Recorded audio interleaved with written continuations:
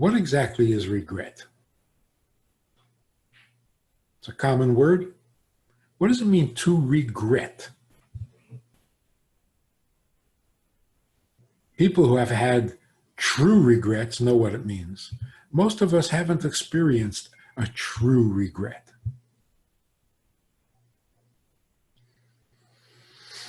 So you know that there are two kinds of regret. There's the regret of something that could have happened and I missed the opportunity. I could have bought stock in this very, very successful company, and I would have been, if I had bought the stock, I now would be rich. So that's regretting what could have been. If only I knew then what I know now. So that's the regret. There's another regret, but that is regretting what should have been. Not I could have bought the stock. I should have taken better care of my parents. Should have. Now I can't. It's too late. I regret. I regret that I wasn't more careful with a mitzvah.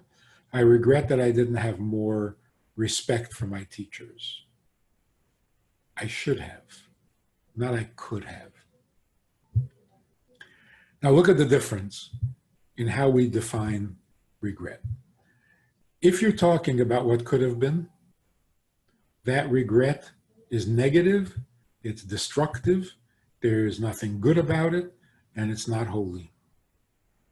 Hasidim say that if you think, if only I had known, that's a denial of divine providence. The fact is, it turned out this way, because that's the divine plan. Had you known about the stock back then, would you now be rich? No. Everything turns out the way it's supposed to be. That's called divine providence. So, although you could learn a lesson from in finance from the regret of not having invested. When you see a good stock, don't be so timid, invest. You can draw lessons from it. But to say life would now be different if I had, that's not so. Which means that regretting what could have been is not a legitimate regret because you have no reason to assume that if you had bought that stock, you would now be rich. Maybe. You can invest in a good stock and lose your money too. Happens all the time. So regretting that you could have been rich by now is not valid, first of all, because are you questioning divine providence? And secondly, who says you'd be rich? You're assuming. Thirdly, if you deeply, deeply regret not investing in that stock, will you get richer from the regret? I really, really should have bought that stock. Okay, so now is the stock mine a little bit? No. No matter how sincerely I wish that stock were mine, it's not mine at all. So the regret doesn't change anything, doesn't improve anything. Now look at the other. If you regret what should have been, first of all, you're not questioning God's decision. Yes, you should have been nicer because you're not thinking about the outcome. You're thinking of what you should have done. Secondly, there's no doubt that you should have done it. It was the right thing and you should have done it. It's not a maybe. But number three, if you regret not being more respectful to your teachers, you have just become more respectful. If you regret not having been nicer, you've just become nicer. So that regret is the kind of regret that we talk about when we say tshuva, charata. We're not talking about regretting what could have been, because that's not the real definition of the word.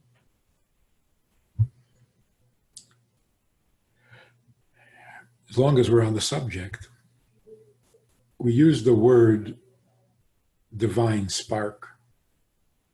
A divine spark in the sin, you can get the spark out, not get the spark out. What are we talking about? What's a spark? What we mean, the definition of it is the potential godliness that exists in this created being, or the divine purpose for which this created being exists. The divine purpose of food is to feed the human being so that he can serve God. That's the spark that gives the food its existence. That's why it exists, that's how it exists. Why is it called a spark? Because it is separated in many ways from its origin, like a spark shooting out of a fire, separated from the main body of the fire. If you eat in order to be able to serve God, what have you just done? You've tuned in to the spark in the food, to the divine potential in the food, and you've realized its potential. You've allowed it to serve its purpose. So you have fulfilled its purpose. Now its existence is justified. So what have you done to the divine potential? You've brought it back home. It's no longer a spark separated from the main body. It is now returned to the main body. It is serving the purpose for which it exists. That's called elevating the sparks, redeeming the sparks, and so on. What does it mean that divine sparks fell? You know, the Kabbalistic picture of things?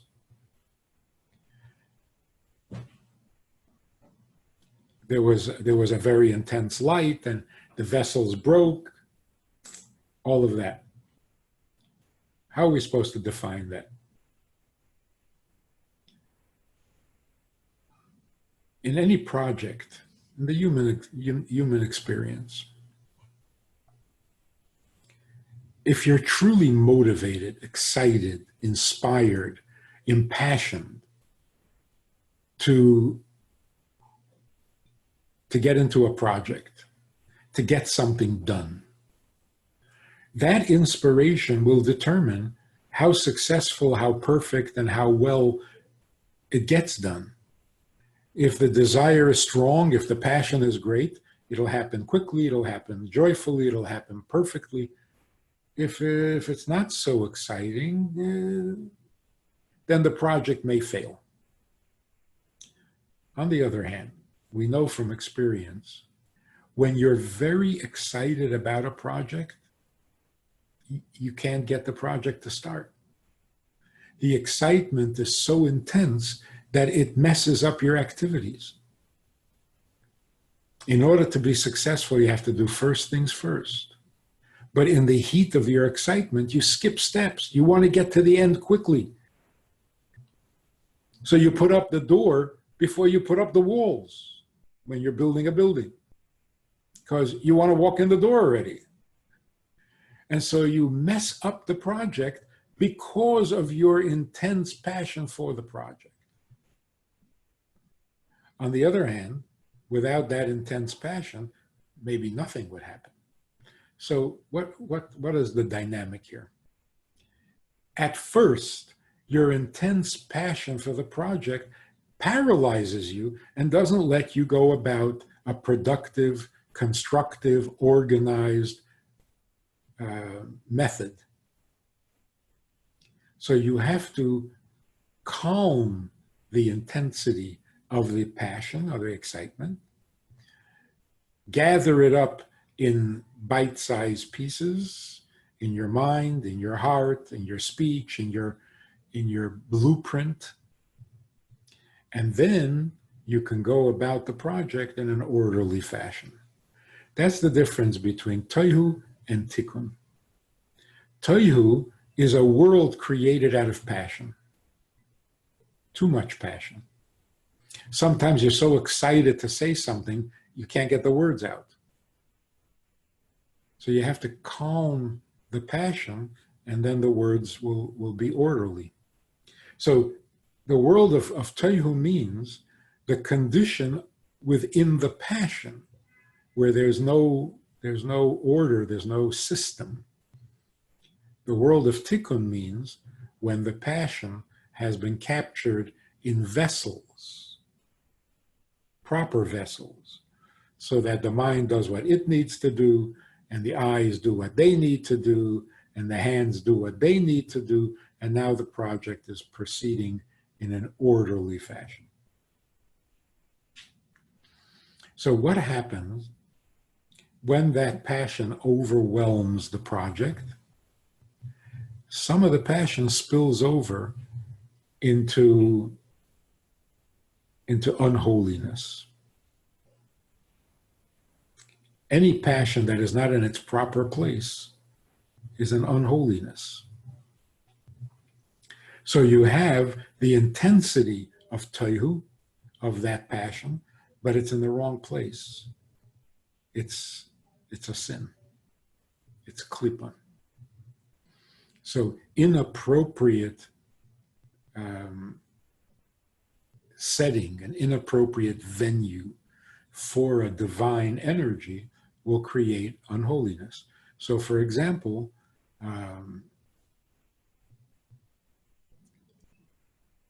a man having relations with another man's wife, that's sin.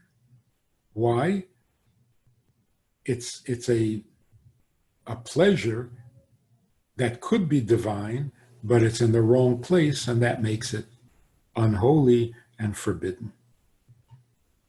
What happens when something is unholy and forbidden? The divine energy, the divine passion in that act cannot be accessed. So you're experiencing only the negativity of it, not the divinity within it. In fact, you're adding more and you're committing the sin, so you're investing a little of your neshama energy into this unholiness, giving it more energy, so that instead of getting godliness out of it, you're giving it more of your godliness. You're serving it rather than having the act serve you. Shalom Aleichem. How are you? You know, I do a lot of talking, a lot of Zooming, many classes, many subjects, but that's all formal stuff. Hopefully good stuff, but formal. We also have a Wednesday night meeting that's more informal and kind of Hamish. If you want to join us for that kind of an event, interactive, time for questions and so on. If you want to join us for this side of conversation, click on the link below and join us every Wednesday night at 9 o'clock. Well, maybe not every Wednesday night, but we try to make it every Wednesday night at 9 o'clock, a more informal chat, which can be more enjoyable at times than the formal stuff. So check it out. Click on the link and join us. Try it, you'll like it.